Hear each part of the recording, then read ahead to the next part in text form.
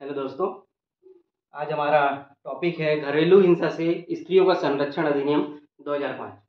इस टॉपिक में हम पूरा अधिनियम डिटेल से पढ़ेंगे और हमारे सिलेबस का पेपर 7 पार्ट 1 का एक बहुत ही महत्वपूर्ण पार्ट रहा है। तो इसमें मैंने जो नोट्स बनाया है पीडीएफ जो है टेलीग्राम में शेयर कर दिया हूँ। उसके नोट्स मेरे हाथ में हैं। इसी नोट से ही हम पढ़ेंगे और फिर ये नोट्स आपको टेलीग्राम में शेयर कर दिया जाएगा।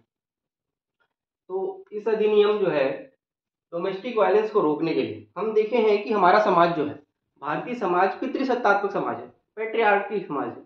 इसमें क्या होता है कि महिलाओं को अधिकार कम होता है, पुरुष का अधिकार अधिक होता है। पुरुष डोमिनेट करता है, वो महिलाओं के डिसीजन पे, उनके शरीर पे, उनके हर एक चीज पे पुरुषों का एक प्रभुत्व दिखाई पड़ता था। ये देखा गया कि कुछ दबे हुए स्त्रियों पे पुरुषों का अधिपति बहुत बढ़ गया और डोमेस्टिक वायलेंस, घर में जो हिंसा की घटनाएं थी वो बढ़ती गई। यहाँ पे घरेलू हिंसा में देखना पड़ेगा कि इसमें संबंध कैसा है। इसमें एक पक्ष स्त्री होगी और एक पक्ष पुरुष होगा, एक फीमेल और एक मेल। अब इन दोनों के बीच संबंध कुछ भी हो सकता है, या तो ये पति पत्नी हो सकते हैं, या तो एक बाप बेटी हो सकते हैं, या एक भाई बहन हो सकते हैं, या एक बहू और ससुर हो सकते हैं। तो इस तरीके से इन दोनों में संबंध होता है। और जब पुरुष द्वारा महिला के ऊपर हिंसात्मक, इसमें मानसिक, शारीरिक, लैंगिक बहुत सारी हिंसा आती है। हम डोमेस्टिक वायलेंस की परिभाषा में ये पढ़ेंगे। तो जब पुरुष द्वारा स्त्री पर हिंसा की जाती है तो ये होता है घरेलू हिंसा। तो इसमें जो इंट्रोडक्शन है, भारत में यह एक पहला ऐसा अधिनियम है जो महिलाओं को अपने घर में सम्मान के साथ रहने का अधिकार देता है। महिलाओं के साथ होने वाले घरेलू हिंसा पर रोक लगाने के लिए बनाया गया यह कानून है। इस अधिनियम में 5 अध्याय, 5 चैप्टर हैं और धारा जो है वो 37 है। 37 धाराएं हैं, 5 अध्याय हैं। अब हम लोग इस धारा और अध्याय को डिटेल से पढ़ेंगे कि इसमें क्या क्या हमारे लिए एग्जाम के लिए रिलेवेंट हो सकता है। किसी भी अधिनियम, आप किसी भी जब अधिनियम को पढ़ोगे तब आप देखोगे कि जब जो भी अधिनियम का धारा 1 होता है, धारा 1 होता है, वह उस अधिनियम का संक्षिप्त नाम, लागू होने की तिथि और उसका विस्तार, क्षेत्रीय विस्तार कि वो कहां कहां पर लागू होगा। तो हमारे इस धारा 1 में लिखा होगा कि इस अधिनियम का संक्षिप्त नाम घरेलू हिंसा से स्त्री का संरक्षण अधिनियम है। यह 2006 के किसी तारीख को लागू किया गया था और इसका विस्तार संपूर्ण भारत में होता है। पहले इसमें लिखा होता था कि जम्मू कश्मीर को छोड़ के यह संपूर्ण भारत में लागू होता है, लेकिन 370 की धारा हटने के बाद यह पूरे भारत में लागू हो रहा है। तो ये धारा 1 का कहानी जो हमारे लिए उतना रिलेवेंट नहीं होता है। वही चीज हम जब धारा 2 के बारे में पढ़ेंगे, किसी भी अधिनियम का धारा 2 हमें उस अधिनियम से संबंधित कुछ शब्दावलियों की परिभाषा बताता है। आप इस धारा में सिर्फ परिभाषा देखेंगे और कुछ नहीं मिलेगा। तो हम देखते हैं कि हमारे इस अधिनियम के धारा 2 में कौन कौन से परिभाषा है। तो हमारे धारा 2 के उपखंड ए, 2 उपखंड एफ, 2 एस, 2 क्यू, तो इसमें हमको 4 परिभाषाएं पढ़नी है। तो सबसे पहला जो परिभाषा है वह है व्यथित व्यक्ति। इसमें आता है व्यथित व्यक्ति, एग्रीव्ड पर्सन। 2A में व्यथित व्यक्ति या फिर एग्रीव्ड पर्सन की परिभाषा दी गई है। अब ये कौन होता है?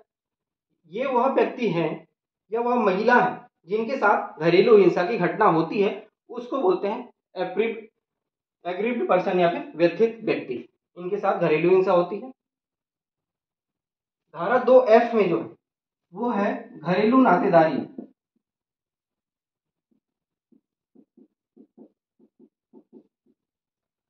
घरेलू नातेदारी, डोमेस्टिक रिलेशनशिप। घरेलू नातेदारी, डोमेस्टिक रिलेशनशिप।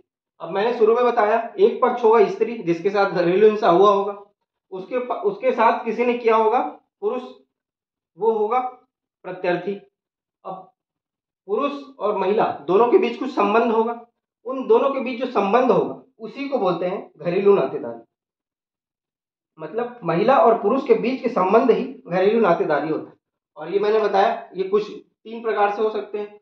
जैसे मैंने बताया या तो बाप बेटी हो सकते हैं, या पति पत्नी हो सकते हैं, भाई बहन हो सकते हैं, ससुर और बहू हो सकते हैं। इस प्रकार से इनके बीच कुछ भी संबंध हो सकता है। व्यथित व्यक्ति मतलब जिसके साथ घरेलू हिंसा हुई है, वो उसका जिसने किया है उसके साथ जो संबंध होता है उसको बोलते हैं घरेलू नातेदारी। और 2S इसमें दिया है साझी गृहस्थी। साझी गृहस्थी, शेयर्ड हाउसहोल्ड। Shared household. अब जो डोमेस्टिक वायलेंस हुई है वो दोनों दो व्यक्ति दो हैं, वो किसी उनके बीच किसी कोई रिश्ता होगा और वो किसी स्थान पर रहते होंगे। सपोज अगर वो पिता और पुत्री है तो वो अपने घर में रहते होंगे। अगर वह पति पत्नी है तो शादी के बाद पत्नी पति के साथ रहती होगी, तो वो जहाँ पे रहते हैं उस स्थान को बोलते हैं साझी गृहस्थी। वह स्थान जहाँ महिला एवं पुरुष घरेलू नातेदारी में रहे हों या रह रहे हों उसको बोलते हैं साझी गृहस्थी। या तो वो स्वयं का घर हो सकता है, किराए का भी घर हो सकता है, या अविभक्त कुटुंब हो सकता है। अब जो ये जो दो क्यू है, यह होता है प्रत्यर्थी।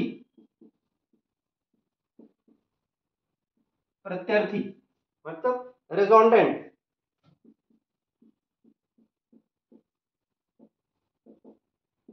प्रत्यर्थी या फिर रेजोंडेंट, ये कौन है? ये वही है जिसने घरेलू हिंसा किया है व्यथित व्यक्ति के साथ। ये पीड़ित है और ये पीड़ित करने वाला है, अर्थात वह पुरुष जिस पर घरेलू हिंसा का आरोप होता है वह प्रत्यर्थी होता है, रेजोंडेंट होता है। इससे ही अनुतोष की मांग की जाती है। अनुतोष हम लोग आगे पढ़ेंगे, यह हमेशा पुरुष होता है। अब ये डिफिनेशन हर बार 2 नंबर में कभी कभी पूछ लेते हैं। धारा 2 में डिफिनेशन मिलेगा, 4 डिफिनेशन हमको पढ़ने हैं, 2A 2F 2S 2Q। ए में व्यथित व्यक्ति, एफ में घरेलू नातेदारी, एस में साझी गृहस्थी, क्यू में प्रत्यर्थी। प्रत्यर्थी मतलब जिसने किया है घरेलू हिंसा। तो इसके याद करने का एक तरीका है कि ए से शुरुआत होता है, पीड़ित व्यक्ति से ही हम लोगों ने इस एक्ट का शुरुआत किया पढ़ना। तो पीड़ित व्यक्ति जो है वो ए में आएगा। एफ घरेलू नातेदारी मतलब रिश्तेदारी है, तो हम समझ सकते हैं फूफा हमारे रिश्तेदार है, तो फूफा से एफ से घरेलू नातेदारी हम लोग समझ सकते हैं। साझी गृहस्थी एस से स्टार्ट होता है, शेयर्ड हाउस भी एस से स्टार्ट होता है, तो 2S में इसकी डिफिनेशन होगी। प्रत्यर्थी जिसने घरेलू हिंसा किया है, तो आपने उसको पूछ लिया कि आपने घरेलू हिंसा क्यों किया, बताओ क्यों किया, क्यों किया मतलब क्यों, तो क्यों मतलब प्रत्यर्थी। तो आपको ये 4 डिफिनेशन 4 धाराओं के साथ याद रखने हैं। तो डिफिनेशन में इतना ही है, सारा डिफिनेशन आपको रिटन फॉर्म में नोट्स में मिल जाएगा।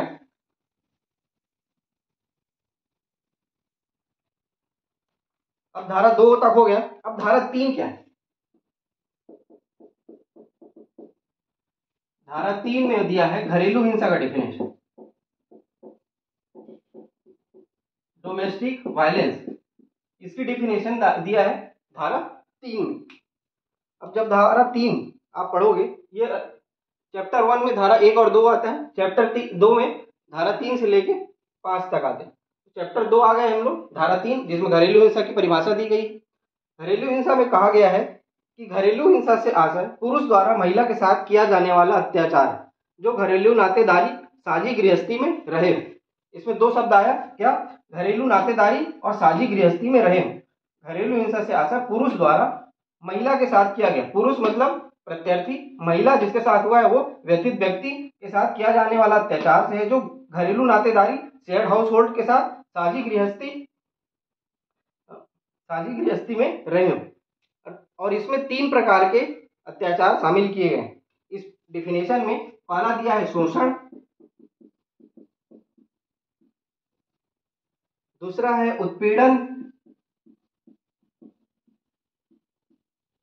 और तीसरा है धमकी।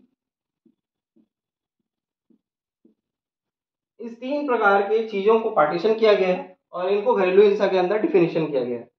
अब वो शोषण जो है वो शोषण किस प्रकार से हो सकता है, या तो वो आर्थिक शोषण कर सकता है, शारीरिक शोषण कर सकता है, भावनात्मक शोषण कर सकता है, या फिर लैंगिक शोषण कर सकता है। इसमें से देखते हैं शारीरिक शोषण में वो क्या कर सकता है, या तो उसको लात मार सकता है, थप्पड़ मार सकता है, उसको काट सकता है, तो वो शारीरिक शोषण के अंतर्गत आएगा। और जब लैंगिक शोषण की बात करेंगे तो उसमें सेक्सुअल ये करेगा, अश्लील पिक्चर दिखाएगा, वीडियो देखने के लिए बाध्य करेगा, अश्लील बातें कहेगा, महिला की इच्छा के विरुद्ध उसके साथ सेक्सुअल संबंध स्थापित करेगा, तो ये लैंगिक शोषण होगा। एक भावनात्मक शोषण करेगा, उसकी भावनाओं को ठेस पहुंचाएगा, उसको गाली देगा, उसकी बेइज्जती करेगा, उसको पुत्र न होने के लिए उपहास करेगा, तो भावनात्मक रूप से उसको ठेस पहुंचाएगा। आर्थिक शोषण, उसको वित्तीय अधिकार से वंचित कर देगा, या तो वो जॉब कर रही होगी तो उसको निकाल देगा, बोलेगा तुम जॉब नहीं कर सकती, या फिर वो जॉब करके पैसे कमा के ला रही होगी तो पैसा को छीन लेगा। तो इस तरीके से उसको पैसे से उसकी आर्थिक शोषण करता है। तो शोषण के अंतर्गत ये शारीरिक शोषण, लैंगिक शोषण, भावनात्मक शोषण और आर्थिक शोषण। उत्पीड़न के अंतर्गत जब कोई पुरुष किसी महिला को संपत्ति, मूल्यवान दस्तावेज, धन, दहेज के लिए प्रताड़ित करता है तो वह उत्पीड़न करता है। धमकी धमकी भी दे सकता है कि अगर तुम ऐसा नहीं करोगे तो मैं तुमको कुछ भी कर सकता हूँ, तुम्हारे इस परिवार के साथ कुछ गलत कर सकता हूँ, तुम्हारे साथ कुछ गलत कर सकता हूँ, धमकी देता है, जिससे वो आतंकित हो जाती है। तो ये 3 प्रकार से घरेलू हिंसा को धारा 3 के अंतर्गत परिभाषित किया गया है। तो धारा 3 भी इतने में कंप्लीट हो जाता है। घरेलू हिंसा की डेफिनेशन पीएससी के 2018 या 19 के एग्जाम में आ चुकी है, तो इस तरीके से सीधा डेफिनेशन ही पूछ लेते हैं। इसके बाद जो होता है, जो एक इंपॉर्टेंट चीज है, DIR, domestic violence incident report. DIR, इसको हिंदी में बोलते हैं घरेलू घटना report, domestic violence incident report, घरेलू घटना रिपोर्ट। एक्चुअली कुछ भी नहीं है। जब व्यथित व्यक्ति जो है, जिसके साथ घरेलू हिंसा हुआ है, वह आरोप लगाती है, कंप्लेन करती है, वह जिस कंप्लेन को जिस फॉर्म में करती है उसी को DIR करते हैं। तो घरेलू हिंसा की शिकायत जिस प्रारूप में दर्ज की जाती है उसे ही DIR कहते हैं। घरेलू हिंसा संरक्षण अधिनियम 2005 की प्रारूप 1 फॉर्म 1 में DIR है। अब DIR के बारे में कुछ 2 पॉइंट हैं कि इसको भरे जाने की प्रक्रिया क्या है। इसको केवल संरक्षण अधिकारी या फिर सेवा प्रदाता ही भर सकता है। संरक्षण अधिकारी मतलब प्रोटेक्शन ऑफिसर, और सेवा प्रदाता मतलब सर्विस प्रोवाइडर। इसको ये 2 लोग ही भर सकते हैं। इसको वो देखेंगे कि आगे क्या है। और इसको महिला स्वयं भी नहीं भर सकती और महिला की जो वकील होगी वो भी नहीं भर सकती। इसे तटस्थ होकर भरा जाता है। इसे भरे जाने के पश्चात इसकी एक प्रति संबंधित पुलिस थाने को भी भेजी जाती है। इसकी विशेषता भी दिया है, यह न्याय प्राप्त करने का आधार है। DIR अनुतोष की मांग के साथ संलग्न होना चाहिए। अनुतोष भी एक इंपॉर्टेंट, अनुतोष मतलब रिलीफ। अगर महिला को उत्पीड़न किया जा रहा है तो उसको रिलीफ करना है, तो वो मजिस्ट्रेट से मांग सकती है कि हमको कुछ रिलीफ चाहिए। रिलीफ भी बहुत टाइप के होते हैं, हम आगे पढ़ेंगे कि रिलीफ के क्या क्या टाइप हैं। तो रिलीफ की मांग करती है तो उसके लिए भी DIR की इंपॉर्टेंस होती है। तो इस प्रकार से उसकी भी कुछ विशेषताएं हैं। तो ये DIR भी एक टॉपिक है। उसके बाद आता है, मैंने भी बताया संरक्षण अधिकारी, प्रोटेक्शन ऑफिसर, और एक बताया सर्विस प्रोवाइडर, सेवा प्रदाता। तो अध्याय 2 खत्म हुआ।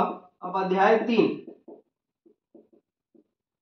3 में जो है प्रोटेक्शन ऑफिसर, संरक्षण अधिकारी और सर्विस प्रोवाइडर, सेवा प्रदाता, इन दोनों के कर्तव्यों के बारे में बताया गया है।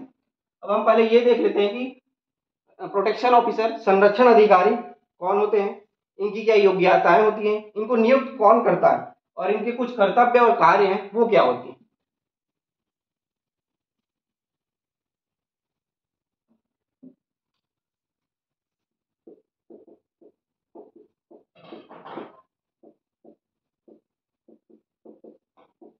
संरक्षण अधिकारी, प्रोटेक्शन ऑफिसर, ये व्यक्ति संरक्षण अधिकारी एक व्यक्ति है, प्रोटेक्शन ऑफिसर जो है वो एक व्यक्ति है। उसी प्रकार सर्विस प्रोवाइडर जो होता है एक संस्था होता है। जैसे एनजीओ होते हैं, सेल्फ हेल्प ग्रुप होते हैं, स्व सहायता समूह होते हैं, वो होते हैं सर्विस प्रोवाइडर। और ये संरक्षण अधिकारी एक व्यक्ति होता है।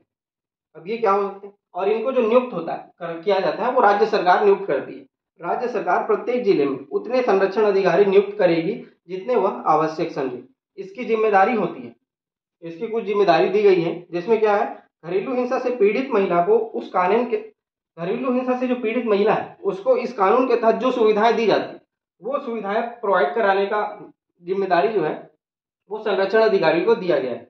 तो सबसे पहला क्या है, स्टेप वाइज देखेंगे।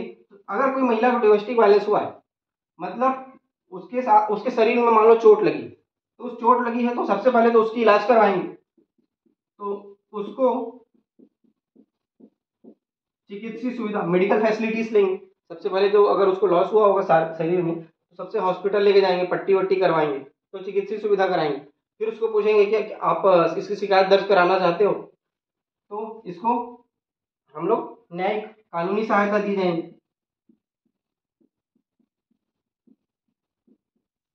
कानूनी सहायता, निःशुल्क विधिक सहायता देंगे।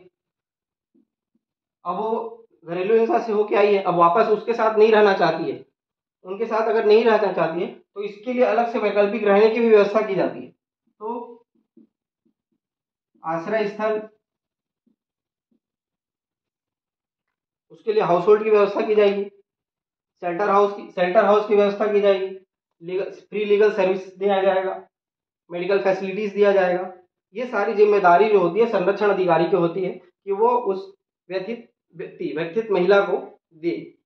तो ये सब काम होता है संरक्षण अधिकारी का। इसकी कुछ योग्यताएं हैं, योग्यताएं में 2 पॉइंट है। ये कोई भी व्यक्ति हो सकता है, सरकारी भी हो सकता है और गैर सरकारी भी हो सकता है, लेकिन उसके लिए महिला को प्राथमिकता दी जाएगी। ये इसकी योग्यता है। इसकी नियुक्ति, नियुक्ति के संबंध में एक इंपॉर्टेंट धारा है। अगर नियुक्ति की बात करें तो धारा 8, धारा 8 याद कर लेना है। धारा 8 क्या है, संरक्षण अधिकारी की नियुक्ति की बात करता है धारा 8। इसमें राज्य सरकार की अथॉरिटी है, राज्य सरकार संरक्षण अधिकारी की नियुक्ति करता है और इसका कार्यकाल 3 वर्ष के लिए होता है। तो ये योग्यताएं हुई, नियुक्ति हुई। अब संरक्षण अधिकारी के कुछ कर्तव्य बताए गए। धारा 8 में नियुक्ति की है तो 9 में हम लोग इसकी कर्तव्य बता देंगे। धारा 9 इसके कर्तव्य बताता है। कर्तव्य भी यही होंगे, लेकिन इसको कुछ व्यवस्थित अच्छे तरीके से अगर लिखना है आपको, जैसे 4 नंबर या 8 नंबर में आता है कि इस बार जैसे पूछा भी था, पीएससी 2022 के मेंस एग्जाम में पूछा है संरक्षण अधिकारी के कर्तव्यों के बारे में बताइए। ये क्वेश्चन इस साल आया हुआ है। तो अगर इसमें एक व्यवस्थित आंसर लिखना है तो 2 पॉइंट बन सकते हैं। एक, मजिस्ट्रेट के प्रति इसके कुछ कर्तव्य होंगे और पीड़ित महिला के प्रति इसके कुछ कर्तव्य होंगे। मजिस्ट्रेट के प्रति क्या कर्तव्य होंगे, वो कुछ कुछ भी मजिस्ट्रेट को कुछ सहायता चाहिए इस केस के बारे में, क्योंकि वो डायरेक्ट मीडिएटर की भूमिका निभा रहा है, व्यथित महिला और मजिस्ट्रेट। तो अगर उसको मजिस्ट्रेट को कुछ सहायता चाहिए तो संरक्षण अधिकारी देगा, कुछ सूचना चाहिए तो भी देगा। एक सूची बनाएगा कि उस एरिया में, उस क्षेत्र में, जिस क्षेत्र का उसका अधिकार है संरक्षण अधिकारी का, उस क्षेत्र अधिकार में कितने शेल्टर हाउस हैं, आश्रय स्थल हैं, अस्पताल हैं, हॉस्पिटल हैं, औषधालय हैं और सर्विस प्रोवाइडर हैं, उनकी एक सूची बनाएगा और मजिस्ट्रेट को देगा। ये कुछ कर्तव्य मजिस्ट्रेट के प्रति संरक्षण अधिकारी है। इसी प्रकार पॉइंट 2 में आएगा पीड़ित महिला के प्रति इसके कुछ कर्तव्य। वही, सबसे पहले चिकित्सीय सुविधा उपलब्ध कराएगा। पीड़ित महिला है तो उसकी शिकायत दर्ज कराएगा। शिकायत दर्ज कराने के बाद निःशुल्क विधिक सहायता उपलब्ध कराएगा। निःशुल्क विधिक सहायता कराने के बाद आश्रय स्थल उपलब्ध कराएगा। इसके बाद उसको अनुतोष, रिलीफ की मांग कराना है मजिस्ट्रेट के सामने, रिलीफ की मांग कराने में भी ये कुछ कर्तव्य निभाता है। इस प्रकार संरक्षण अधिकारी भी हम लोगों ने देखा।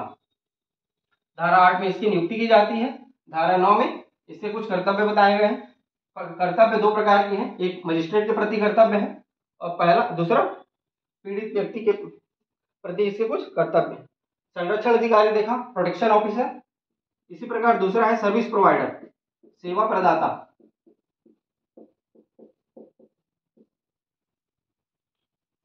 सेवा प्रदाता के कुछ कर्तव्य बताए गए हैं। अब ये पहले देख लेते हैं कि सेवा प्रदाता है क्या। घरेलू हिंसा से पीड़ित महिला को समर्थन एवं सुरक्षा प्रदान करने वाली संस्था है। घरेलू हिंसा से पीड़ित महिला को समर्थन और सुरक्षा प्रदान करने वाली संस्था है। इसमें कोई भी एनजीओ, गैर सरकारी संस्थाएं, ऐसे सेल्फ हेल्प ग्रुप, स्व सहायता समूह सेवा प्रदाता बन सकते हैं। इनको राज्य सरकार नियुक्त करती है। किसी भी एनजीओ, एसजीओ जो सेवा प्रदान करना चाहते हैं वो इस रूप में पंजीकृत हो सकते हैं कि हम सेवा प्रदान करेंगे, हम राज्य सरकार हमें सेवा प्रदाता के रूप में पंजीकृत करें। सरकार कैसे करे, उनकी कुछ योग्यताएं होंगी। तो कोई भी एनजीओ होता है या एसएचजी है, वो सर्विस प्रोवाइडर के रूप में पंजीकृत हो सकता है। उसकी कुछ योग्यताएं हैं, वो इस नोट्स में लिखी हुई, आप देख लें। अब इसी प्रकार धारा 9 में किसके कर्तव्य हैं? प्रोटेक्शन ऑफिसर, संरक्षण अधिकारी के। तो धारा 10 सर्विस प्रोवाइडर के कर्तव्य की बात करता है। धारा 10 सर्विस प्रोवाइडर के कर्तव्य की बात करता है। धारा 9 संरक्षण अधिकारी के कर्तव्य की बात करता है। इसी प्रकार धारा 11 जो है वो राज्य सरकार के कर्तव्य के बारे में बात करेगा। तो सेवा प्रदाता की क्या कर्तव्य है कि घरेलू हिंसा से पीड़ित महिला की रिपोर्ट दर्ज कराना, घरेलू हिंसा से शिकार महिला को चिकित्सीय सुविधाएं उपलब्ध कराना, आश्रय स्थल उपलब्ध कराना और उसको परामर्श भी देना। तो जो लगभग संरक्षण अधिकारी के कर्तव्य थे, लगभग इसके भी वही कर्तव्य होंगे। तो इसी प्रकार सेवा प्रदाता का भी टॉपिक हमारा कंप्लीट होता है।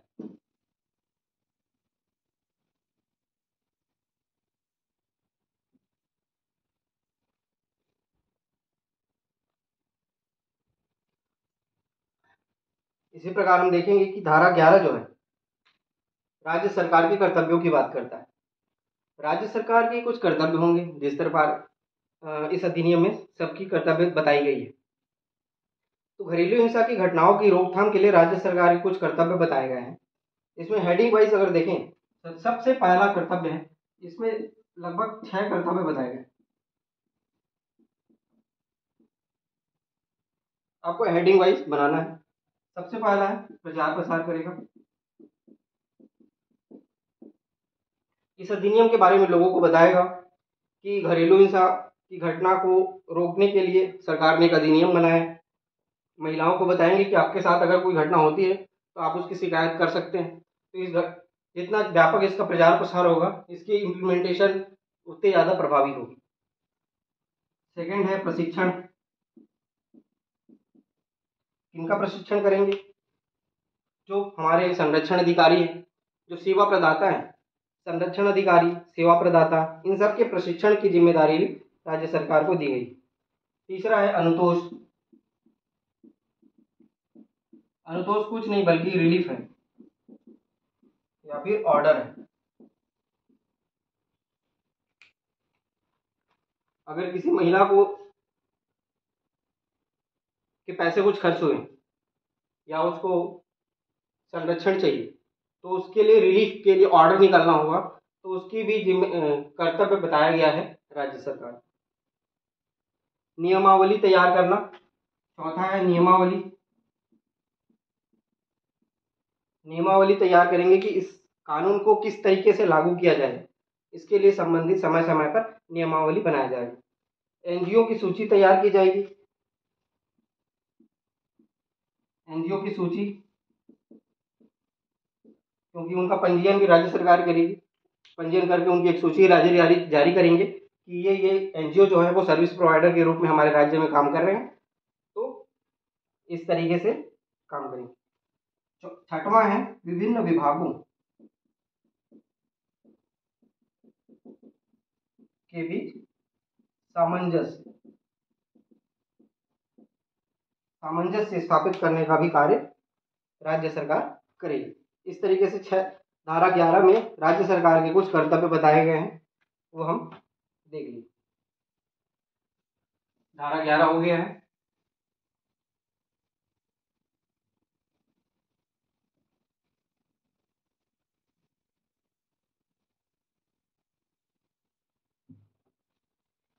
इसके बाद हम लोग पढ़ लेते हैं अनुतोष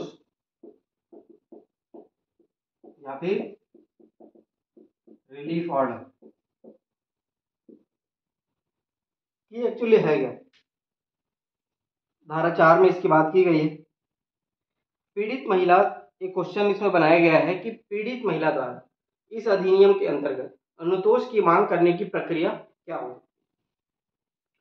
तो इस अधिनियम के अंतर्गत महिला मजिस्ट्रेट से अनुतोष की मांग कर सकती है।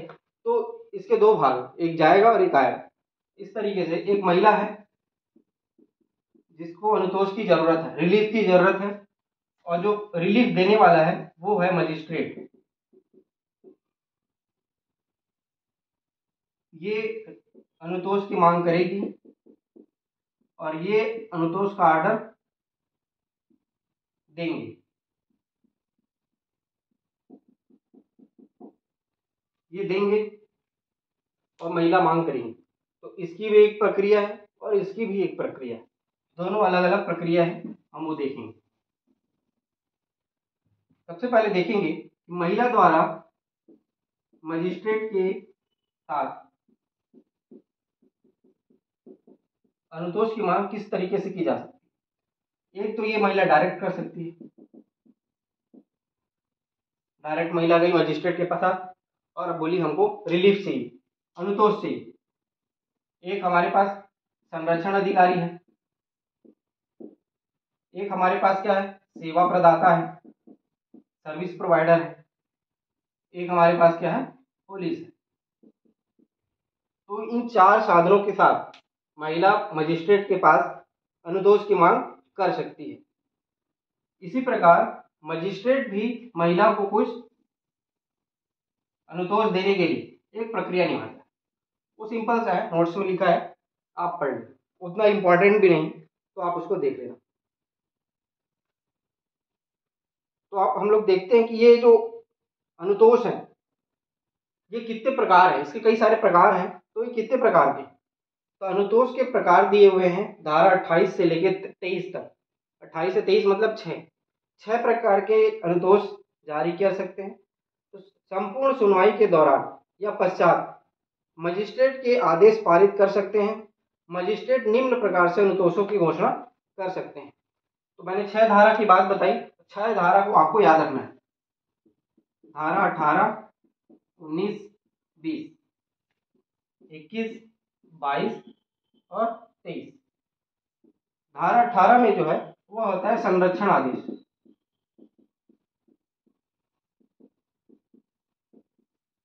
संरक्षण आदेश, प्रोटेक्शन रिलीफ। 19 बोलता है निवास आदेश।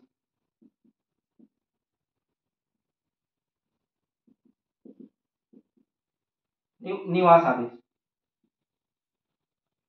Residence relief. 20 बोलता है धनी आदेश, मॉनेटरी रिलीफ। 21 बोलता है अभिरक्षा आदेश,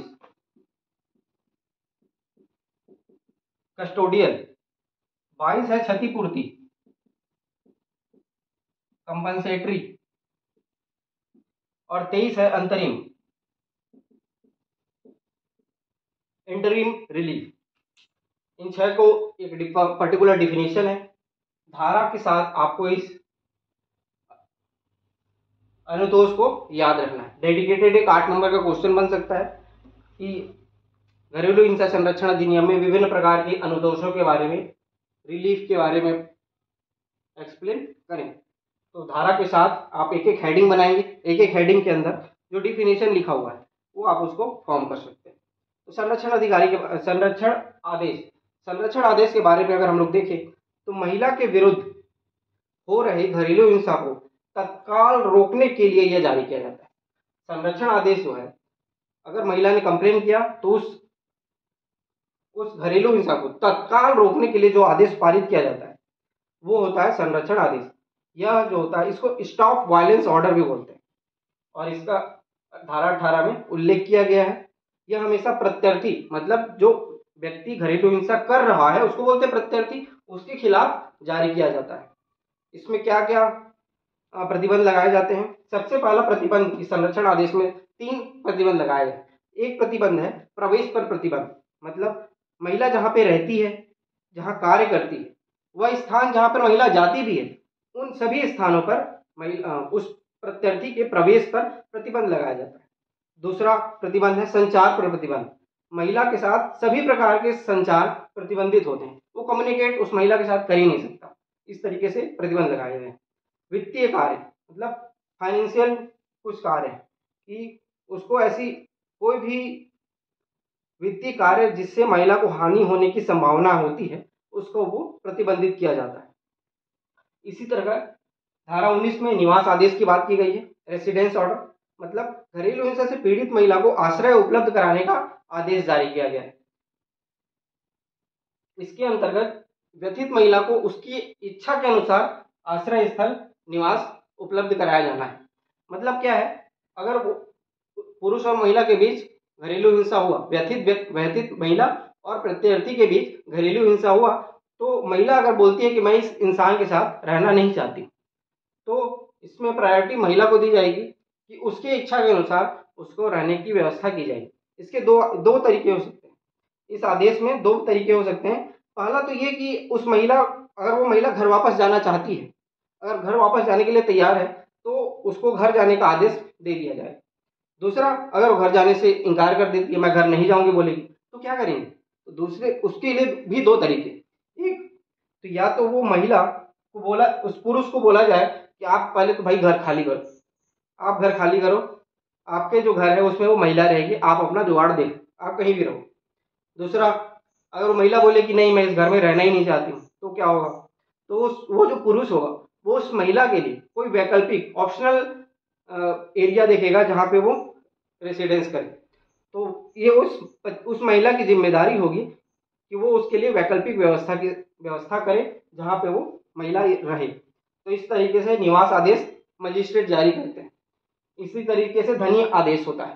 धारा 20 में कहा गया है कि महिला को अगर कोई धन की हानि होती है तो धन की उस सहायता के उपलब्ध कराए जाने के लिए, इसमें महिला को धन की सहायता उपलब्ध कराई जाती है धनी आदेश में। इसमें क्या होता है, यह महिला द्वारा घरेलू हिंसा के कारण वास्तविक खर्चों के आधार पर प्रदान किया जाता है। उस महिला ने कुछ खर्च किए होंगे घरेलू हिंसा के कारण, उस आधार पर धनी आदेश मजिस्ट्रेट जारी करते हैं। इसके क्या, जैसे इसके कुछ उदाहरण है, जैसे उसने चिकित्सा पे कुछ व्यय किया होगा, अगर वो जब तक ऑर्डर नहीं मिला होगा कहीं पे रह रही होंगी किराए में, तो उसमें कुछ पैसे खर्चे हुए होंगे, तो रहने पर कुछ व्यय होगा, आने जाने में परिवहन ट्रांसपोर्टेशन में कुछ एक्सपेंडिचर लगे होंगे, वो सारे वो कुछ होंगे। तो उस आधार को देख के मजिस्ट्रेट मॉनेटरी रिलीफ धनी आदेश जारी करते हैं। इसी तरीके से अभिरक्षा मतलब कस्टोडियल रिलीफ। कस्टोडियल रिलीफ में क्या किया जाता है, कस्टडी मतलब वही बच्चे की कस्टडी की बात की जाएगी। इसमें क्या होता है, महिला को उसके बच्चे की अभिरक्षा अस्थायी तौर पर प्रदान करने के लिए दिया गया आदेश है। इसके अंतर्गत माता को बच्चे के साथ रहने या प्रत्यर्थी से उससे दूर रखने का आदेश दिया जाता है। तो इसमें बच्चे की कस्टडी माँ को दिया जाता है और या फिर उस व्यक्ति पुरुष से उसको दूर रहने का आदेश दिया जाता है, अभिरक्षा कस्टडियल रिलीफ। क्षतिपूर्ति कंपनसेशन देना है। इसमें क्या होगा, घरेलू हिंसा की वजह से महिला की हुई वित्तीय क्षति की पूर्ति के लिए, उस महिला की वित्तीय क्षति की पूर्ति करने के लिए यह आदेश जारी किया जाता है। मजिस्ट्रेट पूरी आकलन करते हैं, उसके बाद ये जारी किया जाता है। इंटरिम रिलीफ की बात, मतलब अगर इस पूरी सुनवाई में अगर उसने शिकायत की है, मजिस्ट्रेट की ट्रायल होगी, तो उसमें जैसे हमको सबको पता है मजिस्ट्रेट की अगर ट्रायल होती है तो उसमें कुछ समय लग जाएगा, साल 2 साल। तो साल 2 साल तक उस महिला को क्या किया जाएगा, उस बीच में जब तक अंतिम आदेश जारी नहीं किया गया, तो अंतरिम आदेश जारी नहीं किया गया तो उस महिला को अंतरिम राहत प्रदान की जाएगी। ठीक है, तो इस तरीके से हम लोगों ने अनुतोष रिलीफ ऑर्डर को भी देखा, जो एक बहुत ही इंपॉर्टेंट टॉपिक है। हम लोगों ने धारा 23 तक बहुत ही इंपॉर्टेंट चीजों को देखा, उनकी डिफिनेशन भी देखा, सारी चीजें नोट्स में लिखी हुई है व्यवस्थित रूप से, मैं उसी नोट्स से पढ़ा रहा हूँ। इसके बाद दो धारा की बात की गई है, एक धारा 25 जिसमें समाप्ति का हेडिंग है, महिला को यह अधिकार प्राप्त है कि वह किसी भी समय अनुतोष आदेश की समाप्ति की मांग कर सकती है, धारा 25। धारा 27 एक इंपॉर्टेंट है कि ये बताता है सुनवाई। अब ये जो शिकायत की गई है कहाँ पे सुनवाई होगी, तो इसकी सुनवाई होगी जुडिशियल मजिस्ट्रेट फर्स्ट क्लास, प्रथम श्रेणी न्यायिक दंडाधिकारी, फर्स्ट क्लास जुडिशियल मजिस्ट्रेट प्रथम श्रेणी न्यायिक दंडाधिकारी के पास इस केस की सुनवाई होती है, धारा 27 में। और धारा 29 में इसी सुनवाई की अपील की बात की गई। अगर इसमें कुछ ऐसा आदेश दिया गया जिसमें वह महिला या फिर पुरुष संतुष्ट नहीं है तो उसकी अपील कर सकते हैं 30 दिन के भीतर। 30 दिन के भीतर ये अपील की जा सकती है। कहाँ पे की जाएगी? सेशन न्यायाधीश, सेशन न्यायालय में, सत्र न्यायालय में इसकी कंप्लेन की जा सकती है। First judicial magistrate first class के आदेश के विरुद्ध धारा 29 में अपील की व्यवस्था की गई है। 30 दिन के भीतर सेशन न्यायालय में किया जा सकता है। ये सारी चीजें इंपॉर्टेंट शब्द हैं। सेशन न्यायालय, धारा 29, जुडिशियल मजिस्ट्रेट के फैसले के विरुद्ध महिला पुरुष दोनों कर सकते हैं और 30 दिन के भीतर आप करेंगे। तो ये धारा 27 और धारा 29 में बताया गया। एक धारा एक और इंपॉर्टेंट है, धारा 31 और धारा 33। धारा 31 और 33 की मैं बात करूंगा।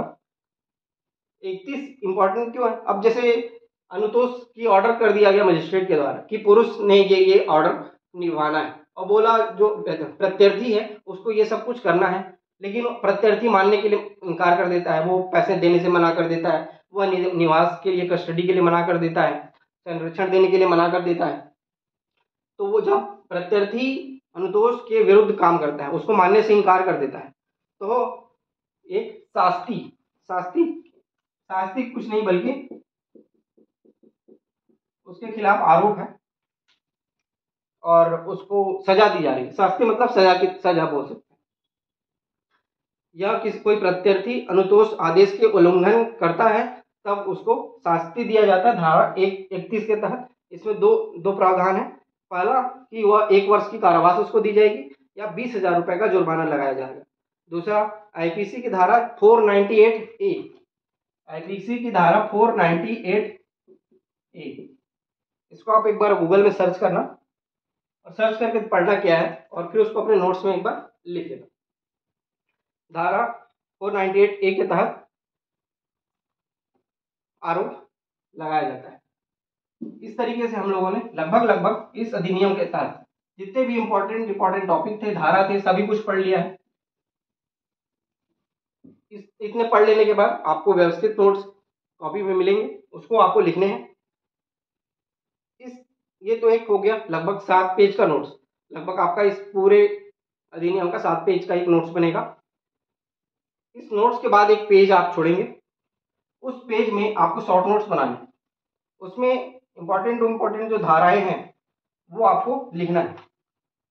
जैसे धारा 1 तो धारा 2, धारा 1 और धारा 2 कॉमन होता है सभी अधिनियम। धारा 1 में लागू होने की तिथि, विस्तार और संक्षिप्त नाम होता है। धारा 2 में परिभाषा होती है। तो धारा 2 में मैंने बताया धारा 2A, धारा 2F, धारा 2S, धारा 2Q। इसके सामने आप हेडिंग लिख के छोड़ देना। धारा 2A में क्या है? व्यथित व्यक्ति की परिभाषा दी गई है। धारा F में फूफा मतलब घरेलू नातेदारी, S मतलब शेयर्ड हाउस होल्ड, साझी गृहस्थी, Q मतलब क्योंकि ये भाई प्रत्यर्थी की परिभाषा। तो 4 में परिभाषा दी गई, तो ये 4 को आप लिखोगे। उसके बाद धारा 3 लिखोगे, घरेलू हिंसा की परिभाषा। इसमें 3 जो हेडिंग है वो 3 हेडिंग को आप लिखोगे। धारा इसी प्रकार एक DIR है, DIR के बारे में थोड़ा सा लिख लिए कि फॉर्म 1 में इसकी परिभाषा दी गई है। इसी तरीके से संरक्षण अधिकारी की बात करेंगे।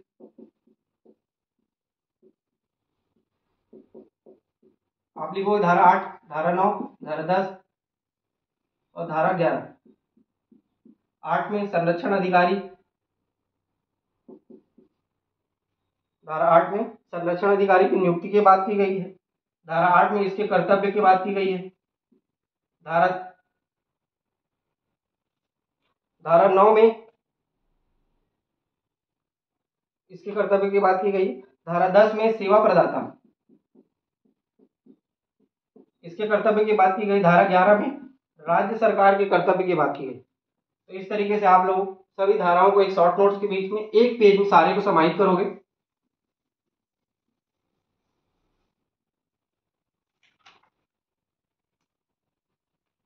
इसके बाद जो रिलीफ ऑर्डर है, धारा 18, 19, 20, 21, 22 और 23, 6 रिलीफ ऑर्डर को आप लिखोगे। उसके बाद आप 23 तक होने के बाद धारा 25 में समाप्ति, धारा 27 में सुनवाई, धारा 29 में अपील, धारा 31 में और धारा 33 में नहीं बताया। धारा 33 क्या है? संरक्षण अधिकारी की नियुक्ति राज्य सरकार ने किया है, उसकी नियुक्ति किया है, उसके कुछ दायित्व बताए। अगर उस दायित्व का निर्वहन वो नहीं करता है तो उसके खिलाफ जो आरोप लगाए जाएंगे, शास्ति लगाई जाएगी, वो धारा 33 में कहा गया है। इस तरीके से हम लोगों ने पूरा का पूरा संरक्षण अधिनियम बहुत अच्छे से डिटेल में पढ़ा है। इससे बाहर इस अधिनियम में कुछ भी नहीं आता है। आप इसको समझ लिए हैं, इसको आप अच्छे नोट्स में बनाएंगे। आज आप लोग लिखिए, कल आपको इसका बहुत बार रिविजन करना है और फिर हम लोग परसों इसका टेस्ट लगाएंगे। तो इस तरीके से हम लोग इस अधिनियम को देख लिए। नेक्स्ट अधिनियम में हम लोग नेक्स्ट टॉपिक है सूचना का अधिकार या फिर सिविल अधिकार संरक्षण अधिनियम 1955, ये हम लोग चर्चा करेंगे। Thank you.